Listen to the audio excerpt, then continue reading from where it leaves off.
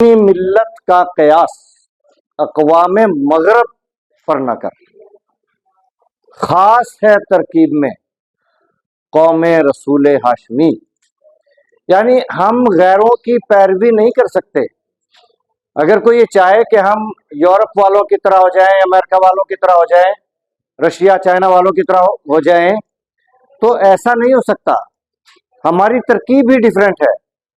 ہماری ترکیب یہ ہے کہ اگر کوئی ایک رسی زکوٰۃ کی بیت المال میں جمع نہ کروائے تو اس کے خلاف جنگ ہے، اور یہ جنگ ہوئی تھی، اور اس کا نتیجہ یہ نکلا کہ اتنی بڑی سلطنت مسلمانوں کی، کتنے ملکوں پہ محیط سلطنت، اور زکوٰۃ لینے والا کوئی نہیں ملتا تھا۔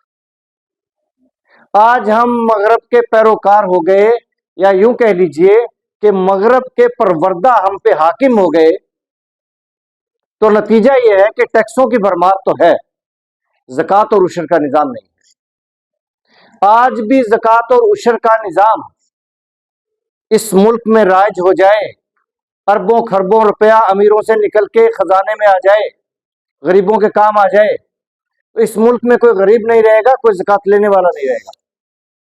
تو ہم اپنی قوم کو اس نہج پہ تیار نہ کریں جس پہ یورپ، امریکہ، رشیا، چائنا ہوئے ہیں۔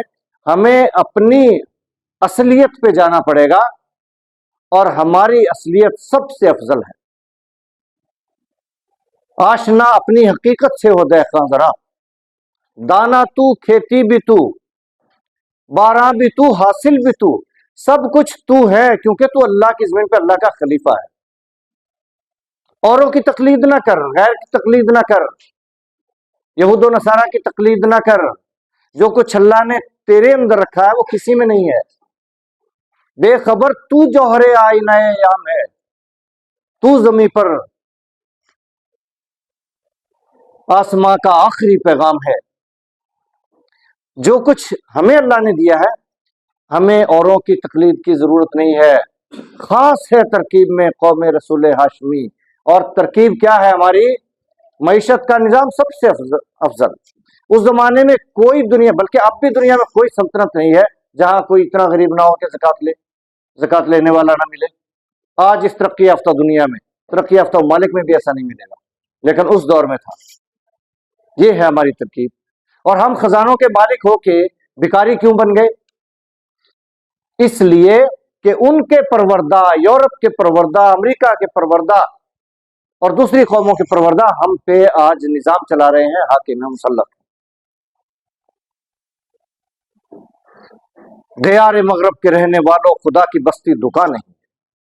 یہ جو دیار مغرب سے آتے ہیں اور یہاں کے حکومت کرتے ہیں، ان کے لیے پیغام ہے اقبال رحمۃ اللہ علیہ کا: دیار مغرب کے رہنے والوں، خدا کی بستی دکان نہیں ہے، کھرا جسے تم سمجھ رہے ہو وہ اب ذرے کا معیار ہوگا۔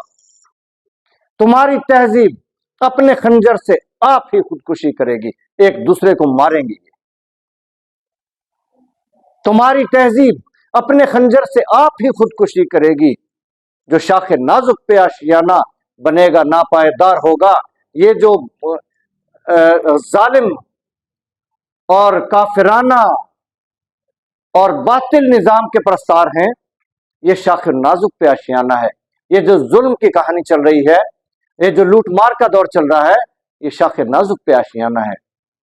تو یہ انشاءاللہ ایک دن ان کا آشیانہ ناپائیدار ثابت ہوگا۔